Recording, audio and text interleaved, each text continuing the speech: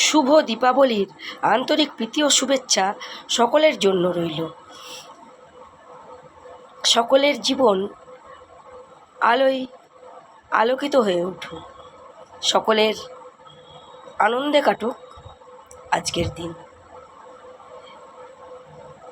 প্রচণ্ড ব্যস্ততা থাকার কারণে আজকে আমি ফেসবুকে একেবারেই সময় দিতে পারিনি, তাই ভাবলাম সুন্দর এই বিকেলে আমার এই আলপনা আঁকাটা কেমন হয়েছে সবাই কমেন্ট করে জানাবে। আসলে কি বলো তো বন্ধুরা, পুরী থেকে তো এসেছি শনিবার রাত্রি 1টার সময়, তার জন্য কালকে একটু বালক সেবা ছিল আর আজকেই শ্যামা পূজা, তাহলে ব্যস্ত তো থাকবেই বলো। ঘরের তো অনেক কাজ রয়েছে, প্রচুর কাজ রয়েছে। তো বন্ধুরা, আমি এই আলপনাটা কেমন দিয়েছি, কেমন এঁকেছি সেটা তোমরা সকলেই জানাবে।